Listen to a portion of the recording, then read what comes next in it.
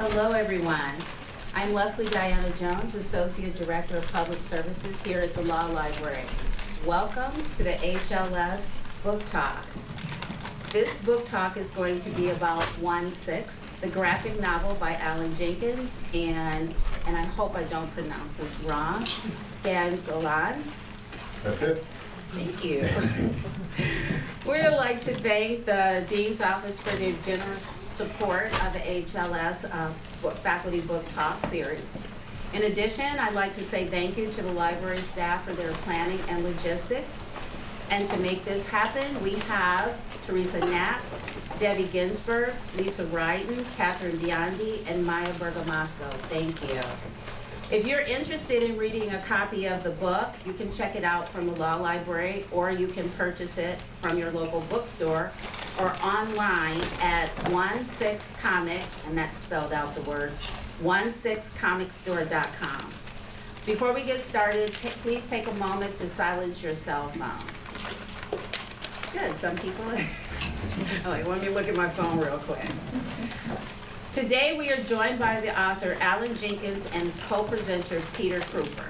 And I'm just going to say one line about each of them. Alan Jenkins is a professor of practice at Harvard Law School, where he teaches courses on race and the law, communication, and Supreme Court jurisprudence. Peter Kuper is a cartoonist, illustrator, and visiting lecturer on art, film, and visual studies here at Harvard University. Alan and Peter, take it away. Thanks so much, Leslie. How are y'all doing? Good. All right, that was okay. But I'll take it. And you can move up if you want to. Probably won't call on you. It's fantastic to be here. Thanks so much to Leslie and Maya and to the library staff and to Peter, one of my graphic novel superheroes, graphic novelist to superheroes, I should say, for joining me here. So I want to talk a bit about 1/6, the graphic novel, and I should admit that it's actually a comic book, not yet a graphic novel, but I thought it would sound slightly more respectable if I called it a graphic novel, and that's actually worked pretty well. But the origin story is that after the real-life insurrection on January 6, 2021, I really found myself literally waking up at 4 a.m. in the morning in a cold sweat, worrying about our democracy, and worrying that the forces that, in my view, led to the insurrection, the authoritarianism and disrespect for democratic principles and values, the anti-Semitism and hate, the white supremacy, the disinformation, that those things had not only not gone away, but had become more prominent in our society, despite the fact that the insurrection had technically failed.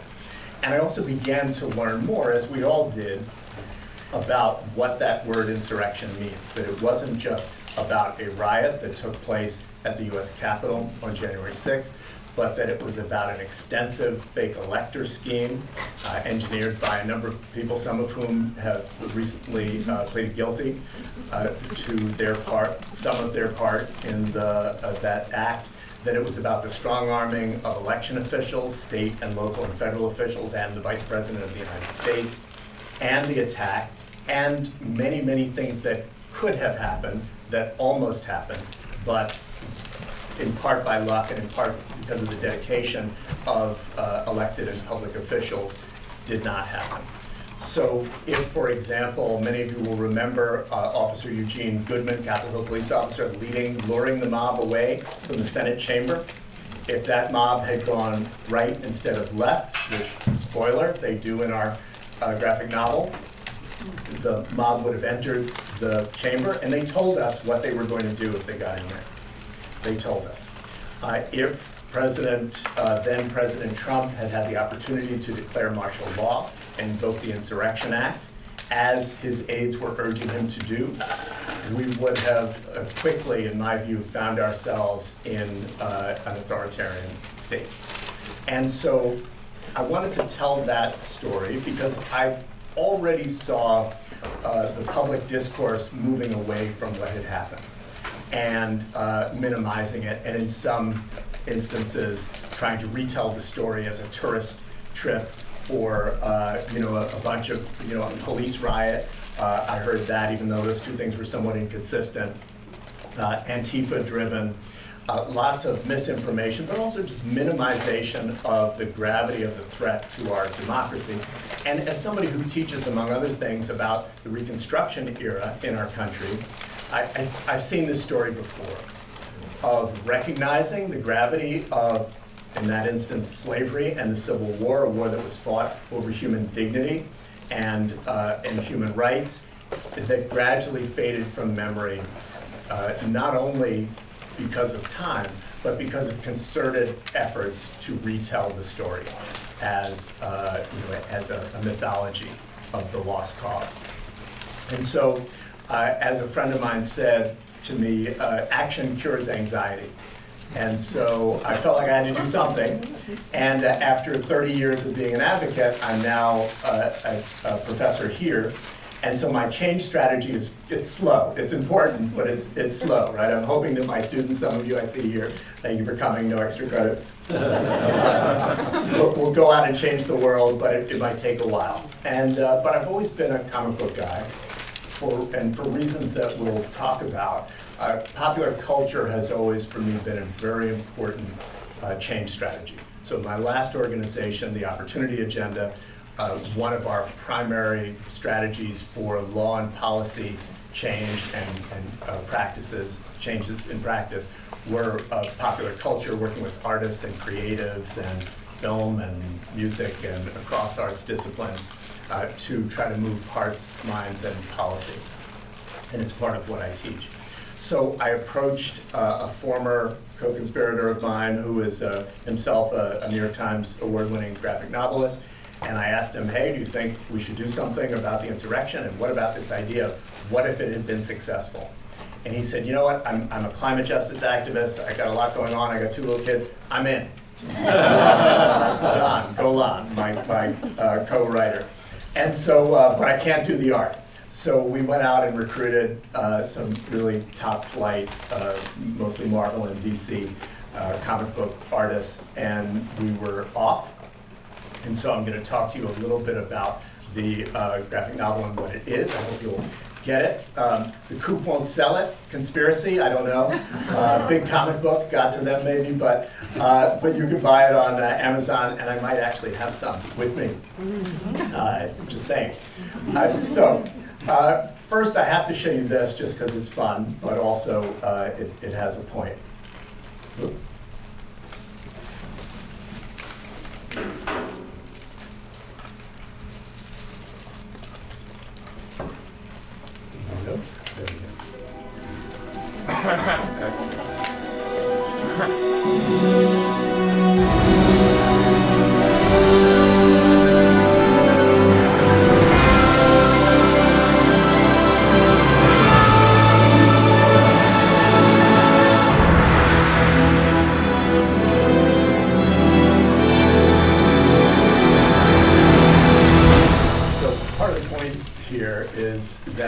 We're in a comic book moment in our culture, for better and for worse.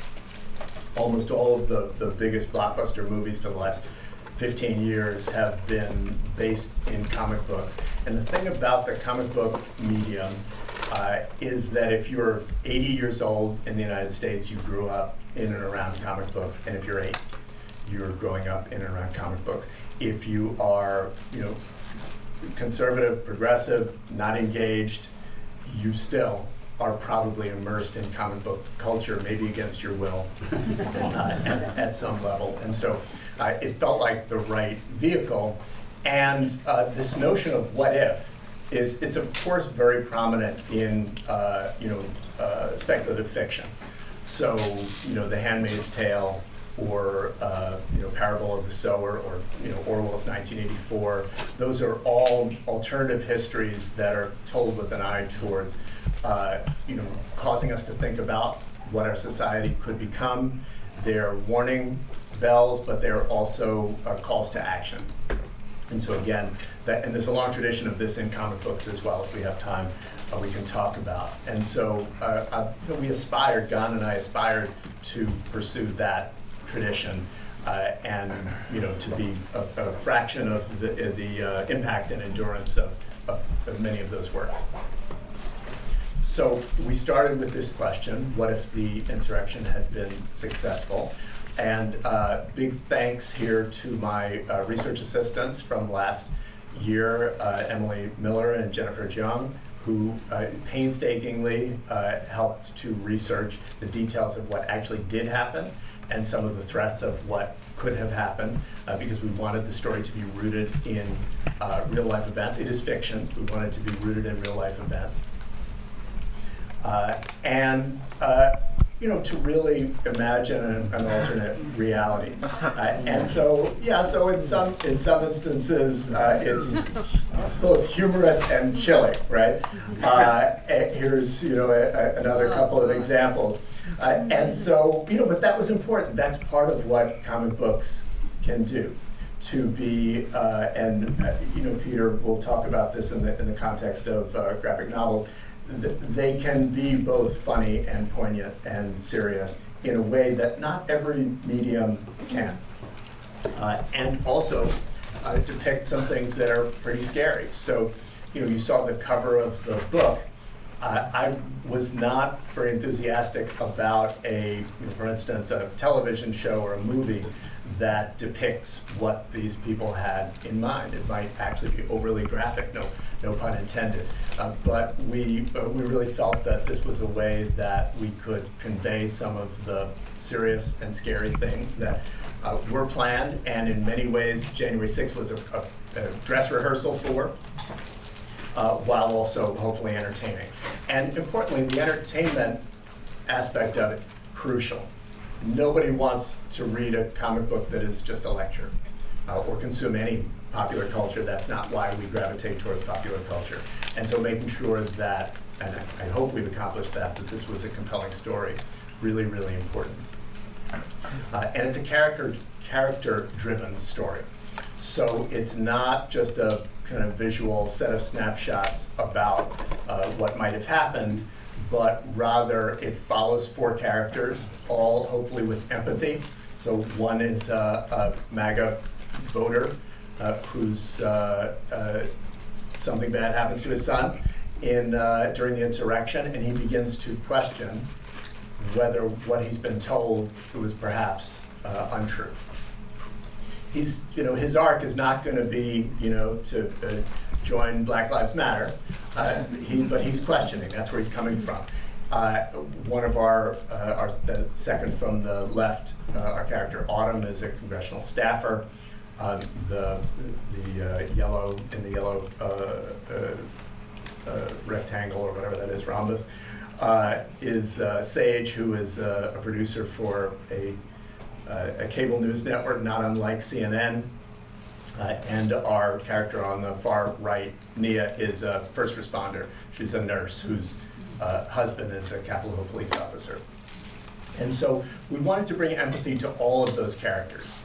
There are some bad guys in this comic book, but we felt that recognizing the humanity in all of our main characters, even ones who we would not agree with in real life, was really important, both for a compelling story and also to bring in people who might otherwise be dismissive of the story itself, and I'll give you an example of that shortly. And so we follow all of our characters. Issue 1, which is the one that's available now, is set about 9 months after the successful insurrection. And so we see what our nation has become in those 9 months. We also meet the resistance, everyday people who are coming together as we would expect in the real world to try to restore our democracy. And importantly, while arguing about what that restored democracy should be. So just like the founders of our country, of the United States, who were both arguing about how to defeat the British and arguing about what our Constitution and nation should be, our characters who are at the leading edge of a new revolution are having those same arguments. And that, for me, was very important because I wanted to recognize that there are people who love democracy across lots of different lines of identity, of ideology. Some of the heroes of January 6th were elected Republican officials who refused to be strong-armed, as well as Democrats and independents who stepped up to do the right thing, and everyday nonpartisan election workers and others who, despite threats and harassment, stuck to their job and their commitment to the Constitution. And so we really wanted to kind of depict that spectrum, or at least represent that spectrum of folks. Importantly, we wanted to give people, readers of the book, an action that they could take, or a set of actions. So most people perhaps will read the series when it's done and hopefully enjoy it and go on with their lives. But for some percentage of those people, we felt that they might be interested in actually taking action to protect our democracy, to combat bigotry and hate and disinformation. And we wanted to give them a way to do that. So we partnered with Western States Center, which is a pro-democracy, anti-bigotry organization. It's a national organization, but they're located in Portland, Oregon. And with them, with them, we created an education and action guide, which is free. And in the back of the book, you can scan a QR code and get access to the guide. We've given a bunch away. You can also, on our website, there are lots of ways of getting that guide, and it's free. And it's really oriented not towards advocates, but towards everyday people who are trying to figure out how they can be heroes in the story. So it includes everyday things you can do, like getting together, like defending librarians, like getting together with your friends to, if indicators that hate groups have come to town are arising, of supporting nonpartisan administration of elections at the personal level, and as well as at the policy level, and even at the family level. So, and it's 10 pages, it's quick, it's easy, I hope you will check it out. But it was oriented towards making sure that everyday folks who are inspired by the book will be able to do something about it, or at least have some suggestions about what they can do about it. We also created a petition to disbar insurrectionists. So here I can be a law professor for a second to say that, as some of you know, Section 3 of the 14th Amendment to our Constitution provides that if you have, paraphrasing here, if you have taken an oath of office, so in other words, you occupied a prior office and took an oath to defend the Constitution, and then engaged in insurrection, you are barred by the Constitution from serving in future office. But it has to be enforced. And so in our Congress today, there are 150 election deniers. Throughout the country, there are many, many politicians who participated in one way or another in the insurrection. Many of the rioters have been held accountable in a court of law. A few of the enablers who played active roles were, they pleaded guilty this week or in the last few days.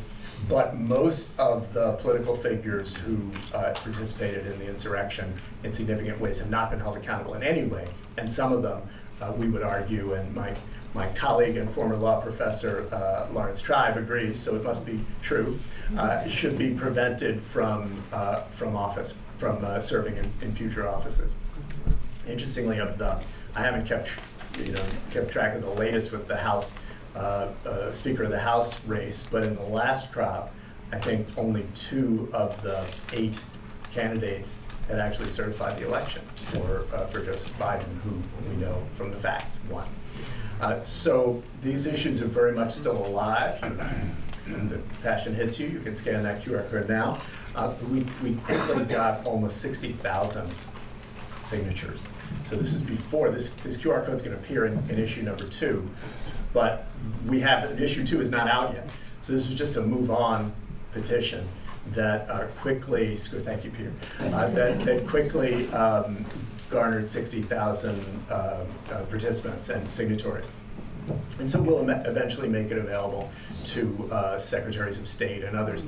But here I want to say, it also goes back to a comic book tradition. Some of you will remember the era in which you would actually tear stuff out of comic books, right? And you would fill it out and send it in. And maybe you got X-ray glasses, or maybe you were a member of Marvel Comics, what were they called? The Merry Marvel Marching Society. You're such geeks, it's unbelievable. And so this is also very much in that tradition, but updated for the modern age. So again, the comic book medium, I think, well serves this particular purpose, but it has a life outside of the comic book itself. We created a bunch of posters. They actually have this image on one side, but they have that image on the other side. And so a group called Not Above the Law Coalition asked us for a bunch of the posters and used them in a protest. It was actually, I think, the day that former President Trump was federally indicted, or the day he made his first appearance. They turned up in multiple cities, many of them holding this sign. So again, the point being, we want to tell a compelling story, we want to involve folks, but we also want people to be able to make that leap if they want to, from compelling story to activism. So a couple of points about the why. As I started to talk about, there's a long, I would say, proud tradition of graphic novels and comic books that are specifically oriented towards challenging authoritarianism and bigotry and promoting equal dignity and truth, justice, and the American way, if you will. And so these are just a few examples. Some will be familiar to you. Brian, I'm going to stand up for a second, just give you a heads up. For example, Superman fought the Klan in 1949, 1950 on the radio, and then again about 5-6 years ago in a graphic novel. Black Panther, not surprisingly, this is in the 1970s, was fighting the Klan. Some of you are familiar with V for Vendetta, maybe you saw the film, or read the graphic novel, which is about challenging authoritarianism. I won't go too far to the side, but this is the first issue of Captain America #1, in which you can see he's socking Adolf Hitler in the jaw. This issue came out several months before Pearl Harbor. So the US was not yet in World War II.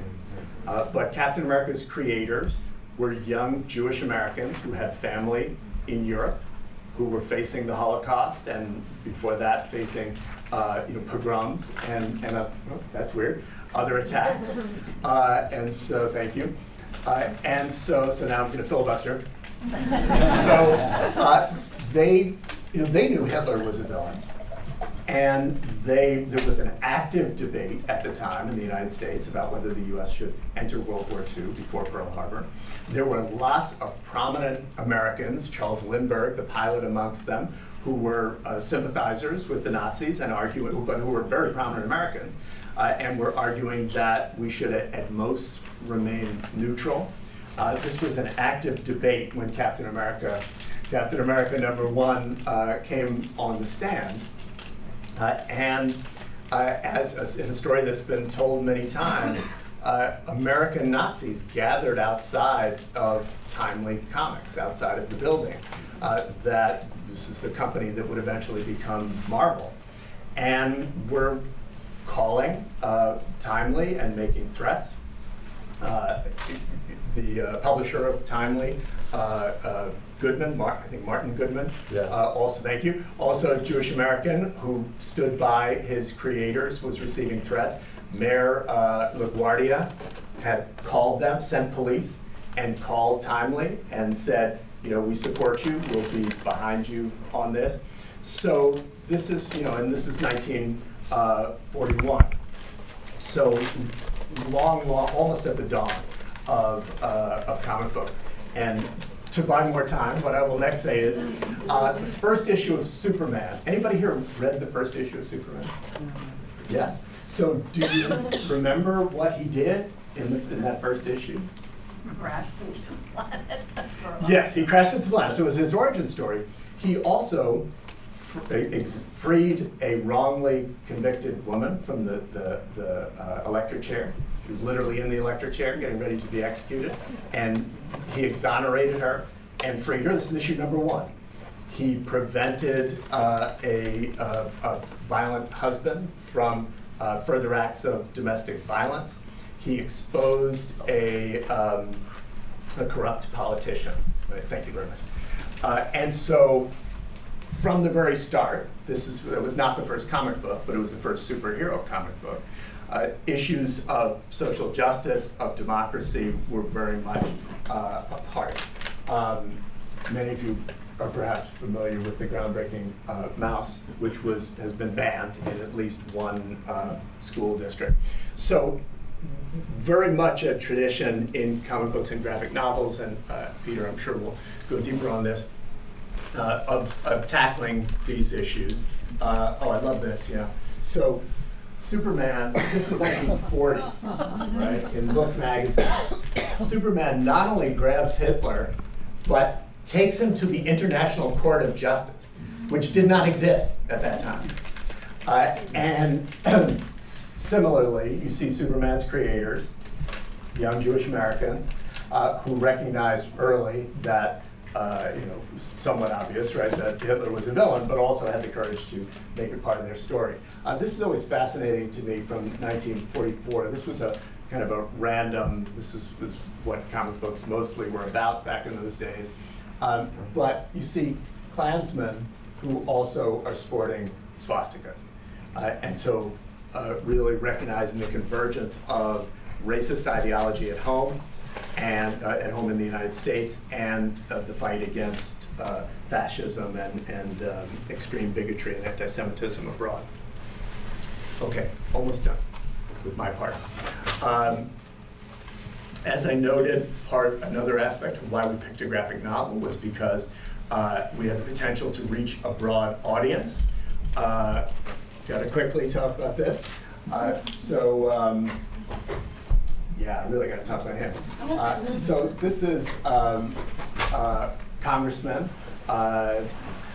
Garcia, who took the oath of office on the Bible and Superman #1. So ran into him at San Diego Comic-Con.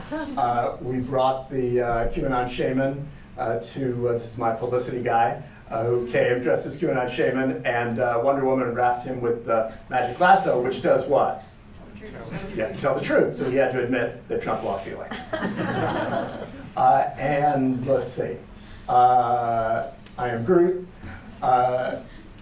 Here, got to tell you this story, and then I'm going to wrap up and pass to Peter. So, I was at Baltimore Comic-Con over the summer with my poor wife. She went 35 years. We met actually in this library. She went 35 years without having to go to a Comic-Con, and now she's had to go to 2. So she and I are here and selling the book, and this guy comes up to us. We'll call him Jack. That's not his real name. His real name's Joe. It's not either of those. And he says, hey, this is cool. He's with his son, who's dressed as Darth Vader, which should maybe tip me off. And he says, hey, this book looks really interesting. Were you there at the Insurrection? I said, no, but we interviewed a lot of people who were there, which we did. And he said, oh, well, I was there. I said, oh, say more. Why were you there? He said, I was there to defend the president. He asked us to be there. And he takes out his phone and he starts showing us photos of himself, selfies, at the Insurrection on January 6th. And he's paging through it. And he said, I usually don't tell people about this. I'm thinking, so, why are you telling me? But he was there. He told us a story about how he had been on a bus with a lot of other MAGA supporters. They came down from Maryland, and they were outside. They attended the president's speech at the Ellipse, and then they, he told them to go to the Capitol, which they did, and people started breaking into the Capitol. And our friend said that he was about to go in. And he said, everybody was doing it, and it felt like the right thing to do. And then a woman who he was with said, look, you've got a kid at home. I have kids at home. I don't think we should go in there. I think we're going to get in trouble. And he said kind of the fever broke, and he didn't go in. But lots of the people on that bus ended up serving time, or at least being convicted of serious crimes.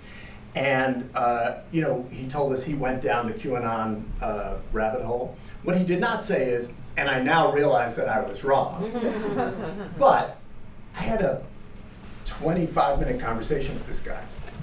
And to the power of popular culture, there's no other circumstance in which I would have had the opportunity to have a 25-minute conversation with an insurrectionist. I don't know if I convinced him, but gave him something to think about. And so he bought a copy of the book, and he left. And my wife and I said, well, I hope he doesn't read it, because maybe he doesn't know like who the heroes and villains are. And 10 minutes later, he came back. I thought, okay, here we go. And he said, hey, can you sign this? And I signed the book, and he was off. So, I don't expect to have a lot of those kind of conversations, but I do hope that the book is the series as it progresses, and there are 4 issues, second of which is coming out hopefully in a couple weeks, that it opens up space for new conversations. We got a ton of, to my surprise, I've been an activist for 35 years, and I've gotten more press off of this comic book than anything else. I don't know whether to be ashamed or proud of that, but it seems to be of perpetual interest. And of course, the insurrection, the prosecutions, and the election cycle are, in terms of the book, are gifts that keep on giving, terrifying as they often are. There's also a pedagogical aspect to this. There's a growing body, number one, a discipline of comic book studies, and a growing body of teachers and academics who are using comic books as one way to teach. In fact, here at the Kennedy School, Chris Robichaud is a professor at the Kennedy School, is using, I think it's Ta-Nehisi Coates' Black Panther run to teach issues of governance and ethics, which I think is genius. And so we're hoping to insinuate our way into that. And then issue 2 is going to jump back in time to the events leading up to the insurrection, starting with Charlottesville and the Unite the Right march, and which resulted in the murder of a young woman who was there to oppose bigotry. And right up through the Four Seasons landscaping parking lot, press conference, and to the point at which Officer Goodman in our universe turned the mob away. And things are going to turn out quite differently. I think the last thing I'll say is that opponents of democracy and equal justice are also hard at work. And so there's a very active, in comic books specifically and in pop culture generally, a very active strategy on the far right to indoctrinate young folks and to introduce them to white supremacist ideology, and to as well as kind of spreading the big lie. And so for a long time, for the most part, the popular culture of this kind was owned by people who were at least pro-democracy. There were lots of other problems with our popular culture, but typically leaned in, especially in the wake of the McCarthy era, leaned into democracy. We see a surge in popular culture, especially in gaming, which is hugely popular in the other direction. So I think, you heard about that, and I think I will turn it now to Peter. So thank you. Excellent.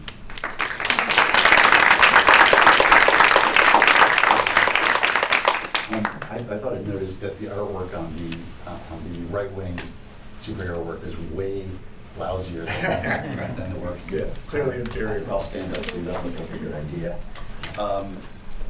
So I teach a class in graphic novels here. I'm a visiting professor, and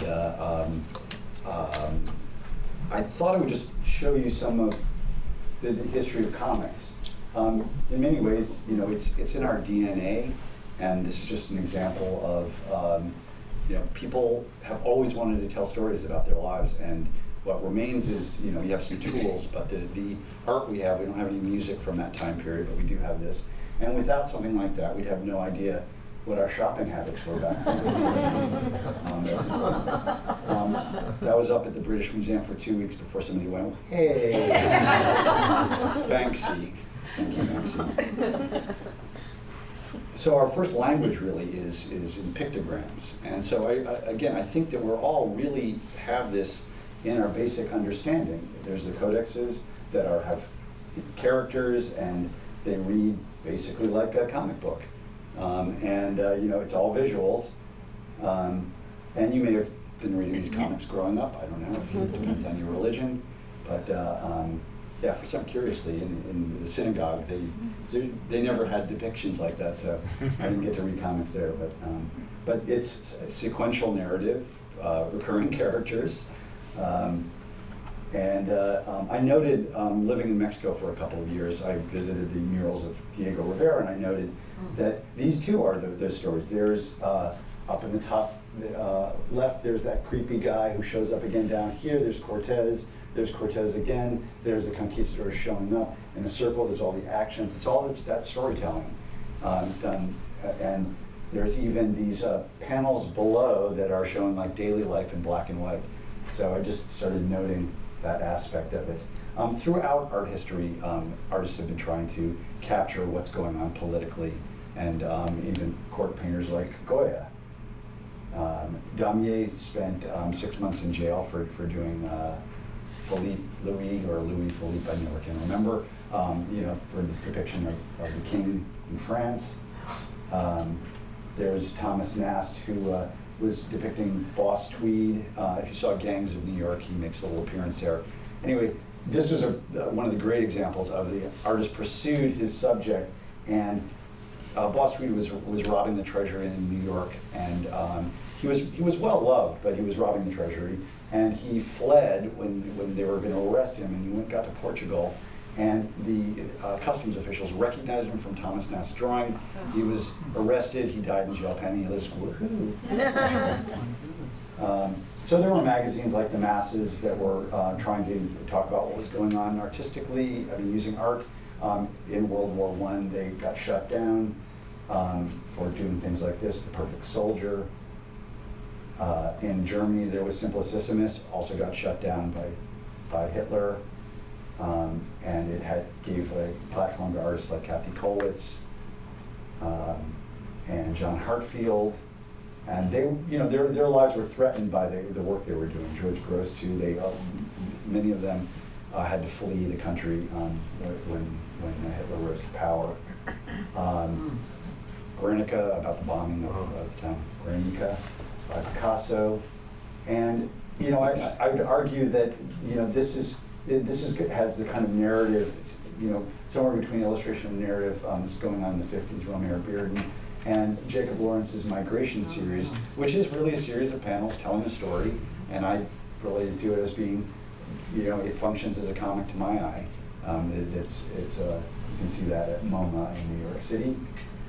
There's another Banksy, which is, again, it's a two-part read.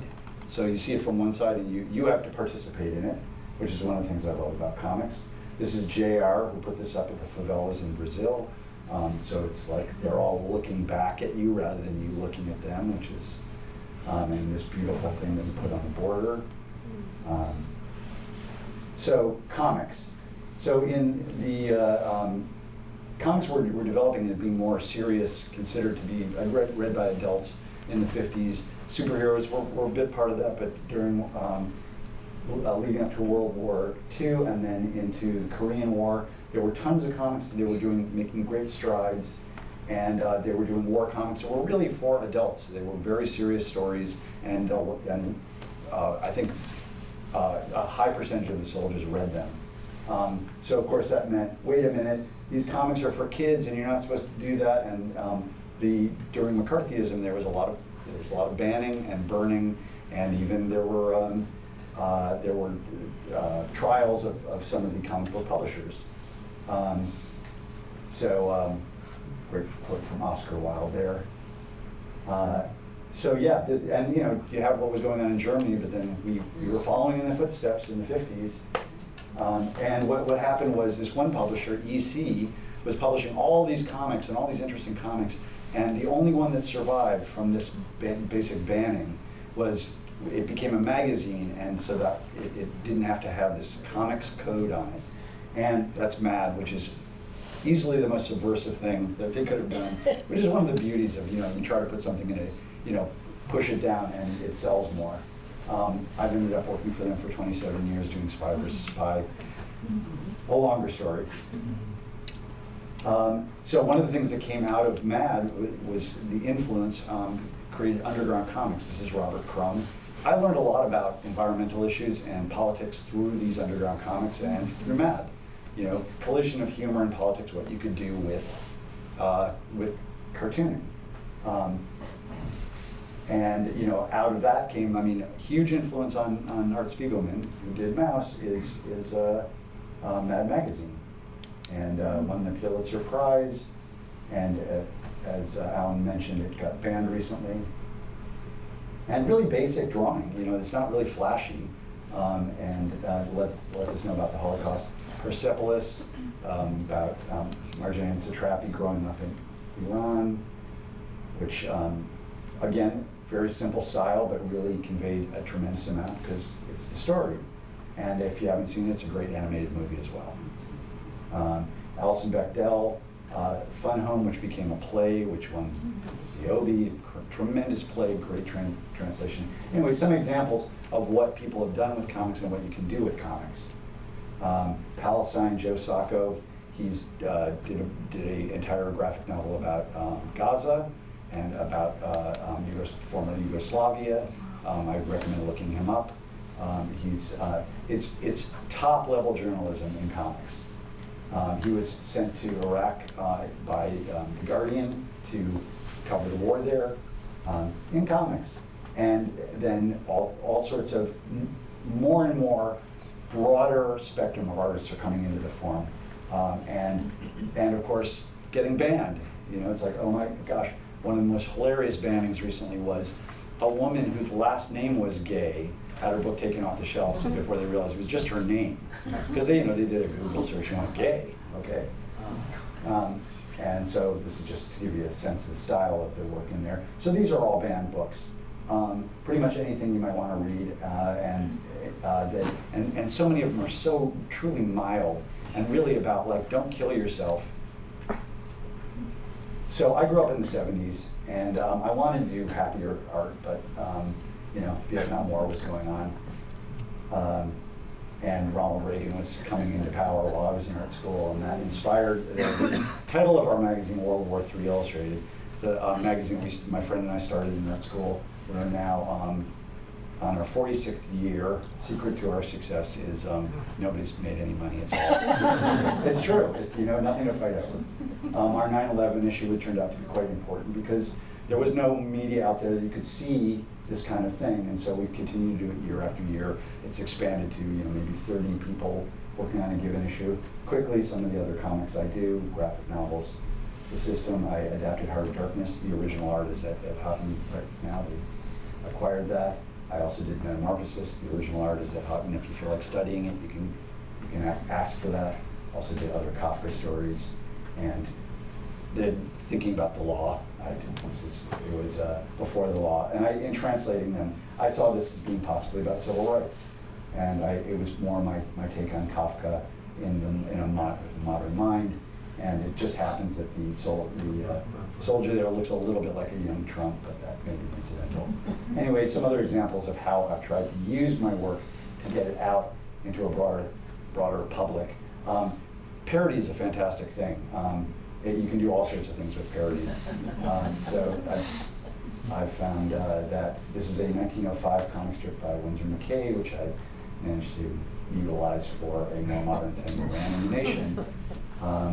And this is another color version of it, and I managed to take the history of what Donald Trump said about the rise of COVID and turn it into a comic strip that ran in the New Yorker. And so cartooning has the power to do a lot of things. And I do a weekly strip for Charlie Hebdo on environmental issues, and I feel like I'm doing something, but you said something about action. Action cures anxiety. Precisely. So my anxiety is low while I'm working on the thing, at least, and then it goes back up again in order to do the next strip. That's a recent issue of World War III, and we might discuss actions that people take, what works and what doesn't. And art can show things as they are, but you can also show things that you'd like them to be. And I would like to have healthcare, for example, and I would like to have a democracy. And ultimately, it says the revolution will not be televised, but I believe it will be illustrated. And as we get to this goal, we have to remember to be kind. If we could give our speakers another hand.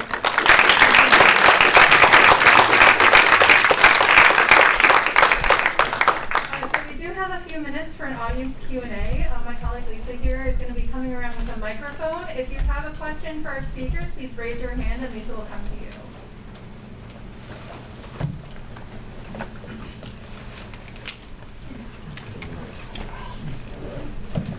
Hi, Professor Jenkins. Really appreciate, I'm a 2L at Harvard. Really appreciate this talk. I wanted to ask more about persuasion because I had seen the flyers around campus for a while and I've been wanting to come to the talk. I didn't read the thing at the top that said it was an alternative history of what January 6th could have been. So I'm just wondering, you didn't think that you were going to change a lot of minds with this graphic novel, but I was wondering what you would have done differently if that was your goal, because I'm thinking about how useful it would be to have some of these minds changed, like the person that came up to you, for example, Yeah. right? So I'm just wondering what you might have done differently if that was your goal. Yeah. No, actually, that was definitely one of my my goals. Yeah. And and so some of the choices I've made to try to do that, and my students will recognize this structure of, I think of audiences on a scale of 1 to 5. So the 1s are with me, I need to activate them. The 5s are against me, I'll never convince them. And the 2s, 3s, and 4s are undecided, cross-pressured, maybe they're not paying attention. And so I wanted to create something that would activate the 1s, but also that would engage the 2s, 3s, and 4s.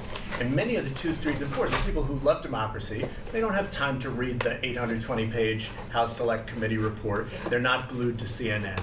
And so, they're hearing competing stories. And this is a way of giving them, especially in issue 2, which is about to come out, here's what actually happened, here's what could have happened, here's why it matters.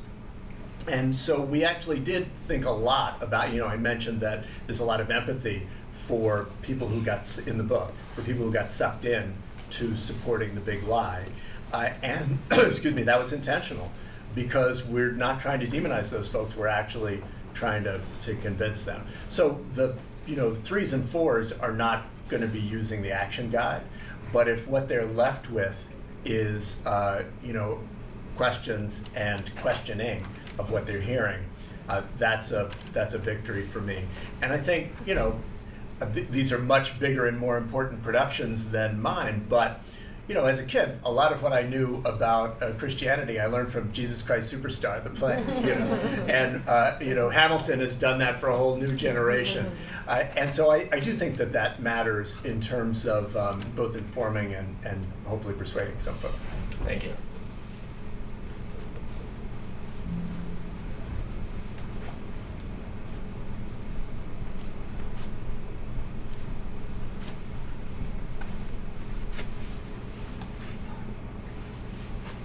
Hello, Ellen and Peter. Thanks for a great talk. I'm fascinated by this as a medium for teaching. I'm a visiting scholar at the Graduate School of Education. And I'm wondering if you could just tell us a little more about the process of developing something like this. It must be very challenging. It must be very a big step out of a normal scholarly enterprise to kind of go into this medium. And if there are tools or tactics or techniques that you found are especially productive for sort of triggering this sort of visual representation of complex subjects, and whether it could also translate to other fields as well. Yeah, well, I'll let Peter speak to that. Well, I mean, it does. That second Yeah, part. it does currently. You know, you can, if you just look into a field. You know, there's a history of the world done in comics by Larry Gonick, who was teaching at MIT, and there's economics done in comics. There's biographies of whoever you want. It's really, you know, I mean, it's constantly spreading out, but there's tons of examples. So, you know, choose your own adventure, basically, and you'll find work that will probably apply to what it is that you're interested in, and then that would be something that you could maybe bring to class and get people interested in that. There's also, you know, books like Understanding Comics, Scott McCloud, that is talks about how comics function, and you know, there's some how-to books out there if you're looking for that as well.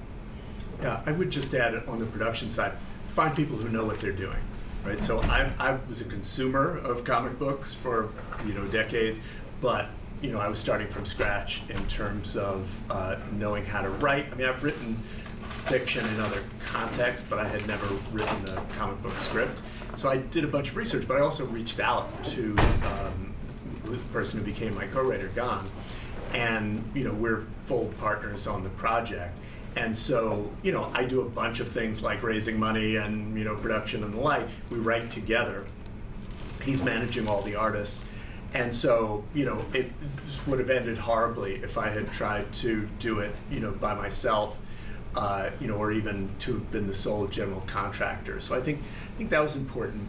I think also just kind of getting a sense of, and we tend, at least as those of us who are lawyers, we're bad at this, explaining, you know, actually having empathy with our audience as we explain things. So not assuming that our audience knows everything we know or shares our priorities, thinking about what values do we actually share, and, you know, telling a story from that perspective. And also, you know, again, nobody wants a lecture that is, you know, takes the form of a comic book. So, you know, all of those dynamics were really important. And then I would say, you know, I drew on a lifetime of relationships with funders, with, you know, organizations like Western State Center, you know, the ACLU and other places. And so I think thinking about that, you know, what are my relational assets in bringing something like that together? Hi, I'm Hello. Okay. Yep. Hi, I'm Debbie Ginsburg. I'm one of the librarians here. I certainly did not expect to see the letter from my uncanny X-Men days to be here. So I'm wondering a little bit, to go to the production angle. How did you decide to do this on your own rather than go with something like a Dark Horse or a top shelf publisher? I could see not Marvel and DC, but there are other publishers that might have this on as part of its catalog, but you're on your own. Tell me a little bit about that. Yeah, so there's a practical answer and a lawyerly answer. I'll give you both. Practical answer is we wanted to move fast. So issue 1 came out in digital form on January 6th, 2023. And I knew that if we were going to get the attention that we wanted to get, we had to move it quickly. And, you know, working with the existing publishers would have taken forever, and then they would have had notes, right? So like we might not have had the cover that we have, for example, which we thought was important. So that was a big part of it. Honestly, I didn't want to jump through a lot of hoops. You know, I've written in other contexts, I've done some screenwriting. You know, dealing with, it saps your soul, right, to deal with these big conglomerates that are, you know, focused, you know, appropriately focused on profit. The lawyerly answer is that only a few publishers allow you to retain all the rights of your comic book. Image, I think, is one, and maybe Scout. So, you know, that's its own thing, right? Because we didn't want to just hand over the property to a comic book publisher where, you know, you could imagine the, you know, the Hollywood version of this, which would be, probably unwatchable. So that's the two-part answer to that. I couldn't imagine this being done in Hollywood, sort of properly, although. Not soon. Not soon. I mean, No, this no, Man it in would the be- High Castle, right? Yeah. We see those, but yeah, decades typically go by. Yeah, yes, unfortunately, that's true. Yes, democracy could be gone by then. Thank you. Let's give another round of applause. And thank all of you again for coming. This is our last book talk for the fall 2023 semester. Our next book talk will be on Wednesday, January 31st, Barred, Why the Innocent Can't Get Out of Prison. And that is with the author and HLS visiting professor Daniel Medwed. And we hope you follow us on social media at HLS Lib on Twitter or X, whichever it is today. At HLS Library on Instagram for updates on our future programming. If we have any extra lunches and someone wants a lunch, you can take one from the table over there. Thank you and have a great rest of your day. Thank you.